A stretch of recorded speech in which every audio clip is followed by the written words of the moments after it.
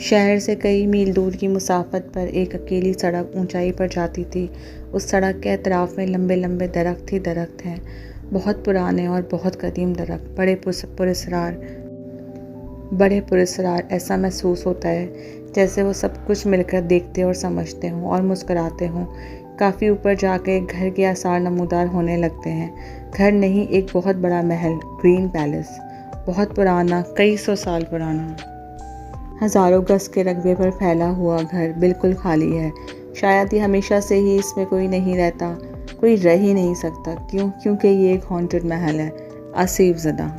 बहुत सख्त सर्दी थी, शायद इतनी सख्त सर्दी शायद 150 या 200 साल में कभी भी नहीं पड़ी थी। मुझे ठीक से याद नहीं आ रहा था, मैं काफ़ी फेंकते हुए याद कर रहा था। इतनी सर्दी थी कि मेरे लंबे लंबे दांत बज रहे थे।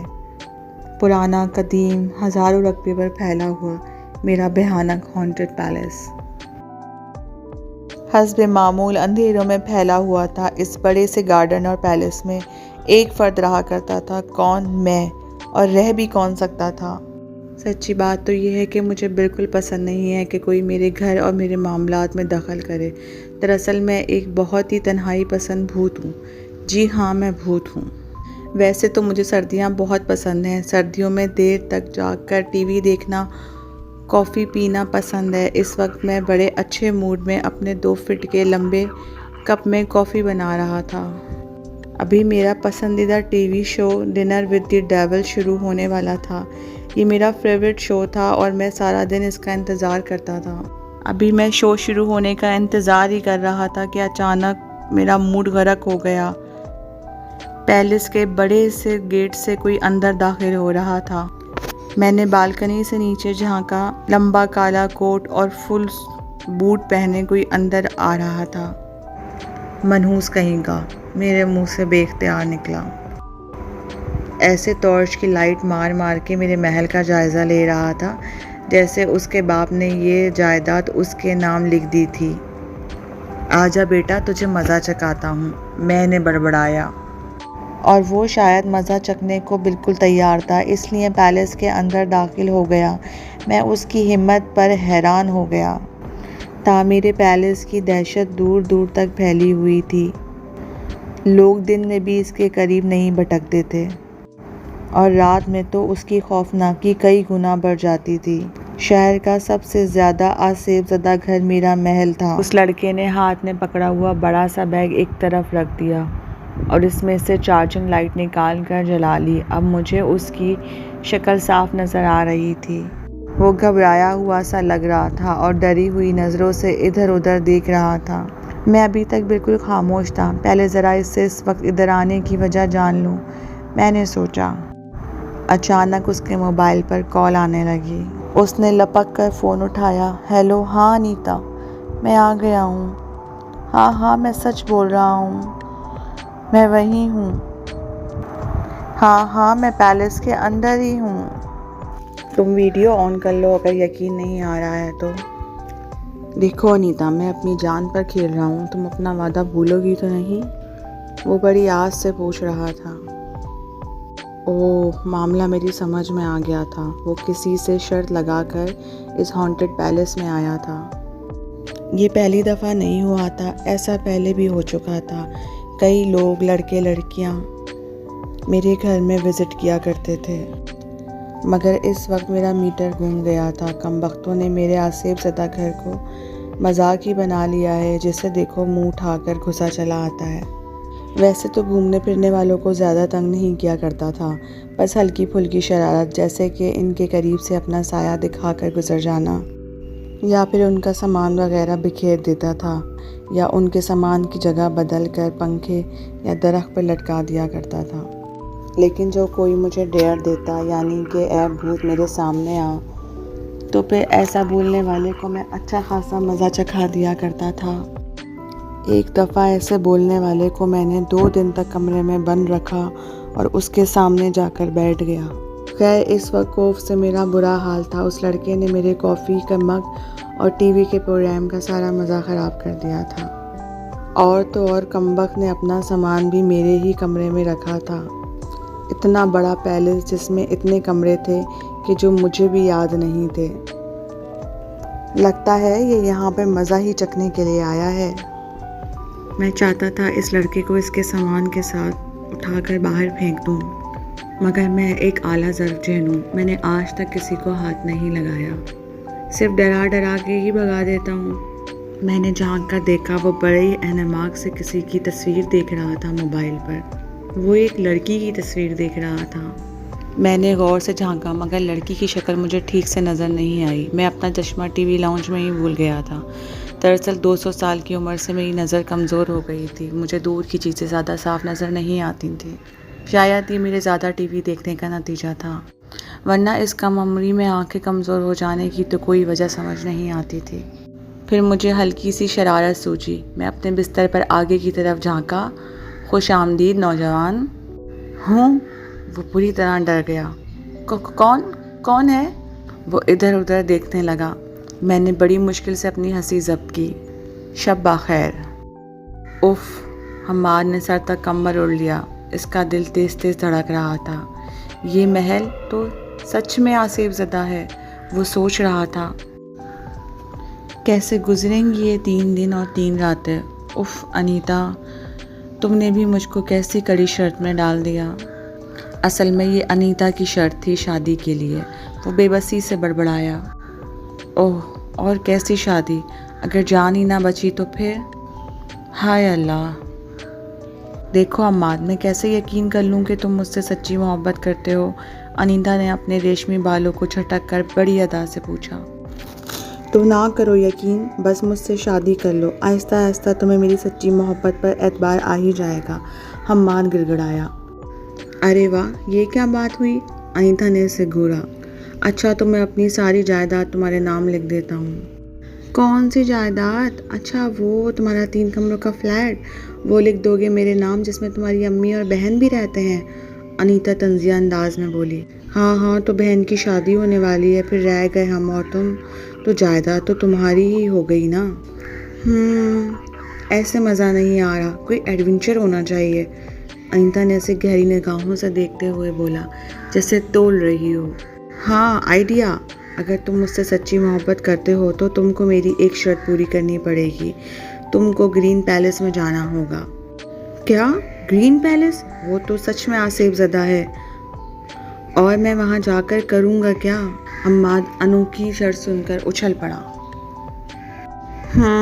बस निकल गई तुम्हारी मोहब्बत, सबा ने मजाक उड़ाया। अगर तुमको मुझसे शादी करनी है तो तुमको ग्रीन पैलेस में जाना पड़ेगा। 3 दिन 3 रातें वहाँ क़याम करोगे, समझे? पूरे 3 दिन और 3 रातें। अगर तुम सही सलामत वापस आ गए तो मैं तुमसे शादी कर लूँगी। अच्छा मंजूर। सुबह मेरी आँख खटपट से खुल गई। वो अपने बैग से जाने क्या बरामद कर रहा था। मैंने सख्त खौफ महसूस की। मैं देर तक सोने का आदी था। इस बिन बुलाए मेहमान ने तो मेरे सारे मामलात का जैसे बेड़ा गर्क कर दिया था। वो अपने बैग से मुख्तलिफ सामान निकाल कर इसे ऐसे ड्रेसिंग टेबल पर सजा रहा था जैसे ये जगह इसने ख़रीद ली हो। मैं दांत पीस कर रह गया।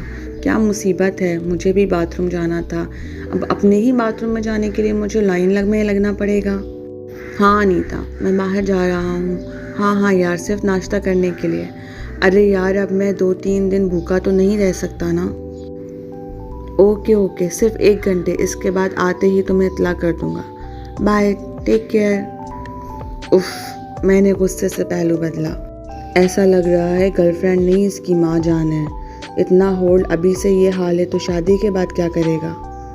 वो बाहर दफ़ा हो गया तो मैंने भी अपने लिए नाश्ता बनाया और टीवी लगा लिया। ओहो, मैं खुशी से झूमने लगा। मेरा favourite morning show breakfast with the भूत अभी शुरू ही हुआ था। मैं इवनिंग वॉक करके घर में दाखिल हुआ तो मेरी नज़र इस लड़के पर पड़ी। वो सोफ़े पर नीम दराज कोई नॉवेल पढ़ रहा था। आज तकरीबन पूरा दिन गुजर गया था, मैंने इससे कोई छेड़छाड़ नहीं की थी। अब जैसे ही अंधेरा फैल रहा था, मेरे अंदर का खौफनाक भूत अंगड़ाइयाँ ले रहा था। मुझे उकसा रहा था कि मैं इसको डराऊं। बड़ा पहलवान समझता है खुद को।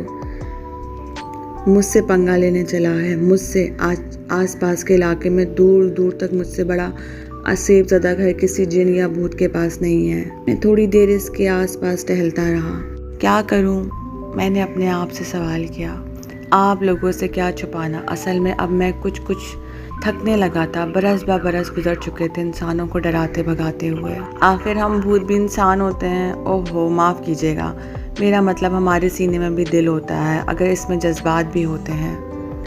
ओह मैं इस तरह क्यों सोच रहा हूँ, शायद बढ़ती उम्र के साथ मेरा दिल नरम होता जा रहा है, वरना मैं तो इधर आने वाले लोगों को इतना डराया करता था कि वो सालों तक नहीं भूल पाते थे। 2 नौजवानों को तो मैंने इतना डराया था कि इनमें से एक तो बिल्कुल पागल हो गया था। कई महीनों तक जहनी मरीजों के अस्पताल में इसका इलाज हुआ था। दूसरे का भी कुछ ऐसा ही हाल हुआ था, मरते मरते बचा था वो बेचारा। मगर ये नौजवान, क्या नाम है इसका? हम्माद। हाँ, ये शादी नहीं आसान, बस इतना समझ लीजिए, एक आग का दरिया है और डूब के जाना है। हम्माद बड़ा लहक कर शेर की टांग तोड़ रहा था। तुमने तो फिर बकवास शुरू कर दी। दूसरी तरफ से अनीता ने नागवारी से कहा, ऐसे तो ना कहो, आखिर तुम्हारी मोहब्बत में इतना कड़ा इम्तिहान दे रहा हूँ। हम्माद ने बड़े प्यार से कहा। शायद वो भूल गया था कि कितनी खौफनाक जगह बैठा हुआ है। लग रहा है इसके मुतालिक झूठी कहानियाँ फैलाई गई हैं। तुम तो इतने सुकून से हो जैसे ग्रीन पैलेस में नहीं, ताजमहल में बैठे हुए हो। अनीता ने हैरान होकर कहा। अरे मेरी मलका आलिया, जब आप हमसे मुखातिब होती हैं तो हर जगह खुद ब खुद ताजमहल बन जाती है। एक दिन पैलेस में गुजार कर शायद खुद को हीरो समझ रहा था। आप हुक्म तो करें, ये गुलाम ग्रीन पैलेस आपके नाम लिख डालेगा। अच्छा साले मजनू की औलाद, मैंने दांत पीसे, अभी बताता हूँ तुझे। तेरे बाप ने बनवाया है ये ग्रीन पैलेस। मैंने जल्दी से अपनी कॉफ़ी का आखिरी घूंट पिया और खाली मग ताक कर हम्माद को दे मारा। हम्माद ने चीख भी बड़ी लंबी मारी थी। मोबाइल उसके हाथ से छूट दूर जाकर गिरा। अम्मी, इसने चीख कर कुशन से मुंह छुपा लिया। क्या हुआ हम्माद, क्या हुआ? दूसरी तरफ से अनीता की आवाज़ मुसलसल आ रही थी। जा अब लिख ग्रीन पैलेस अपनी फुप्पी अनीता के नाम। मैंने नीचे झांका, एकदम मेरी हंसी निकल गई। माथे पर बड़ी सी बैंडेज बांधे हम्माद सोफे पर बैठा हुआ था। इसकी नाक सोचकर लाल हो रही थी जैसे सर्कस का क्लाउन हो। चल गया पता, मिल गया मुझसे पंगा लेने का अंजाम। मैं मुस्कुराया। वो बड़ा ही खौफजदा लग रहा था, मुसलसल डरी हुई नज़रों से इधर उधर देख रहा था। उसके फ़ोन की घंटी बजी तो वो बुरी तरह चौंका। हेलो अम्मी, अम्मी, वो रोने वाला हो गया। जी अम्मी, मैं ठीक हूँ। हाँ ठीक हूँ, इसने बैठे हुए रंधे हुए गले से कहा। अम्मी जान, आज 2 दिन हो गए हैं, बस 1 दिन बाकी है। वो अम्मी, अनीता की शर्त है। हम्माद ने डरी हुई नज़रों से चारों तरफ देखते हुए कहा। क्या? बाहर में डाल दो अनीता और उसकी शर्त को। आपको तो पता है मैं अनीता से कितना ज़्यादा। वो शर्मा सा गया। उस कमीनी का क्या जाएगा बेटा, अगर तुम्हें कोई नुकसान पहुंचा तो। तुम मेरे इकलौते बेटे हो, मेरा वाहिद सहारा हो। प्लीज़ बेटा तुम वापस आ जाओ अभी इसी वक्त। अगर वो तुमसे संजीदा होगी तो तुमसे शादी कर लेगी मेरे बच्चे। मेरी जान, इसकी अम्मी ने इल्तिजा की। मुझे अफसोस सा हुआ, बेचारी आंटी। मैंने सोचा, मगर मैं भी भला क्या कर सकता हूँ। जब ये लड़का खुद ही कुएं में छलांग लगाना चाह रहा है तो मैं अपने असूलों के आगे किसी की नहीं सुनूंगा। मैं इसको आराम से वापस नहीं जाने दूंगा। मैं इसको मज़ा चखा कर रहूँगा। मैं इसको अपने घर में घुसने की सज़ा ज़रूर दूंगा। Sorry aunty. जब से रात को मेरा पसंदीदा प्रोग्राम लाइव चैट विद चुड़ैल्स दोबारा शुरू हुआ तो मेरी खुशी का कोई ठिकाना नहीं था। मैं इस शो के दौरान कोई दखलंदाजी बर्दाश्त नहीं कर सकता था, मगर इन मनहूसों की बहस ने मेरा सारा शो गरक कर दिया था। नहीं हम्माद, हरगिज़ नहीं। अनीता इंतहाई ज़िद्दी और ख़ुद पसंद थी। अगर 3 दिन पूरे नहीं किए तो मेरी तरफ से इनकार ही समझना बिल्कुल। मगर अनीता, अम्मी बहुत परेशान हो रही हैं। वो 1 मिनट भी मज़ीद मुझे यहाँ नहीं ठहरने दे रही हैं। हम्माद इल्तिजा कर रहा था। उफ़, एक तो तुम्हारी अम्मी, अनीता ने दांत पीसे। उनका बस चले तो तुम्हें अपनी गोद में बिठा लें। आखिर वो तुम्हारे हमारे बीच में क्यों दखलंदाजी कर रही हैं? और तुमको भी क्या ज़रूरत थी उनको पूरी राम कहानी सुनाने की? अनीता चिल्ला रही थी। मैं अपनी अम्मी से कभी झूठ नहीं बोलता, हम्माद ने कहा। और अगर मैं 3 दिन के बाद बाहर ना आ सका तो फिर मेरी अम्मी तो मेरा रास्ता ही देखती रह जाएंगी। उसकी आवाज़ बढ़ा गई। अम्मा, सच्ची मोहब्बत सिर्फ तुम्हें अपनी अम्मी से है। इधर तुम अम्मी कहते हो, उधर तुम्हारी आवाज़ बढ़ जाती है। अनीता बुरी तरह जल गई। और मुझे तुमसे कम मोहब्बत है, तुम शक कर रही हो अभी भी? अम्मा हैरान रह गया। हाँ, शक। अगर तुमको मुझे यकीन दिलाना हो तो 3 दिन पूरे करके इस महल से बाहर निकलना। तुमको अभी भी 3 दिन की बड़ी हुई है? बड़ी ढीठ लड़की है। मैं हैरान हो रहा था। मैंने झाँका, अम्माद वीडियो कॉल पे बात कर रहा था। मुझे शरारत सूझी। दूसरी तरफ अनीता मुझे नज़र आ रही थी। दूसरी तरफ अनीता मुझे साफ नज़र आ रही थी। मैंने सिर्फ चंद सेकंड को अम्माद के पीछे से झाँका और अपनी झलक अनीता को दिखा दी। इस पर सकता तारी हो गया। अम्माद, तुम्हारे पीछे क्या है? भूत भूत। मैंने उसे आंख मार दी और वो चीख मार के बेहोश हो गई। उल्लू की। मैंने गाली अपने मुंह में रोक ली। अब पता चला? 3 दिन पूरे करो इस भूत महल में। ये लड़की कौन है? मैं मुस्तकिल याद करने की कोशिश कर रहा था। कहाँ देखा है मैंने इसे? जब रात से फ़ोन पर अनीता को देखा था, मुझे इसकी शक्ल जानी पहचानी लग रही थी। और फिर अचानक मुझे याद आ गया, अनीता को तो मैं पहले भी देख चुका हूँ। यानी इसकी तस्वीर को पहले देख चुका हूँ। ये तो वही लड़की है जिसकी शर्त पूरी करने के लिए पहले भी 2 नौजवान पैलेस में रुकने आए थे, जिनको मैंने डराकर पागल कर दिया था। ओहो, इस लड़की ने तो खेल ही बना रखा है। ये तो सचमुच अपने आशिकों को पागल कर देती थी, और वो भी मेरे ज़रिए से। उफ, कितनी बुरी लड़की है ये अनीता। कितना हुरूर है इसको अपने हुस्न पर। मैं इसको सज़ा दूंगा, मैं बहुत बुरी सज़ा। मगर आखिर क्या करूं? और आखिर मुझे तरकीब सूझी। हम्माद बहुत खुश था। उसने पूरे 3 दिन और 3 रातें इस भूत महल में गुजार ली थी, और अब वो अपना सामान पैक कर रहा था गुनगुनाते हुए। भूत ने इसे बस थोड़ा सा डराया था और बस थोड़ी सी ही चोट लगी थी। इसने अपने माथे पर बंधी हुई पट्टी को छुआ। कोई बात नहीं, मोहब्बत में बड़े बड़े ज़ख्म खाने पड़ जाते हैं। वो मुस्कुराने लगा। हम्माद ने अपना सारा सामान पैक कर लिया था। इसने कोट और जूते पहने और महल से बाहर निकल गया। बाहर शाम के साए गहरे हो रहे थे और दूर तक फैले दरख्त सर झुकाए हुए सख्त उदास महसूस हो रहे थे। हर तरफ सन्नाटा और अंधेरा था। हम्माद खुश था, बहुत खुश। अनीता के साथ ज़िंदगी गुजारने के सपने देखे जा रहा था, गुनगुनाए जा रहा था।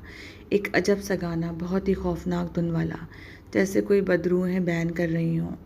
वो गुनगुनाते हुए महल से बाहर निकल गया। मैं हंसने लगा। Good bye Ammad. मैंने अम्माद को कुछ नहीं कहा। मेरा मतलब इससे ज़्यादा कुछ नहीं था। मैंने इसको कल रात आधी रात को सोते में डराया था, बस थोड़ा सा। इसको पता भी नहीं चल सका कि इसके दिमाग के साथ क्या हो चुका है। अब वो वापस जाएगा, अनीता से शादी करेगा, उस चुड़ैल मनहूस अनीता से। और फिर कभी कभी सिर्फ चाँद की 14वीं रात को हम्माद को एक दौरा पड़ा करेगा, और वो इस रात को एक भूत बन जाया करेगा और सिर्फ अपनी बीवी अनीता को डराएगा। लोगों को पागल कर देने वाली अनीता को इतना सताएगा कि इसके होश ठिकाने आ जाएंगे। मैं तसव्वुर करके ज़ोर ज़ोर से हंसने लगा। Bye bye Ammad, good luck.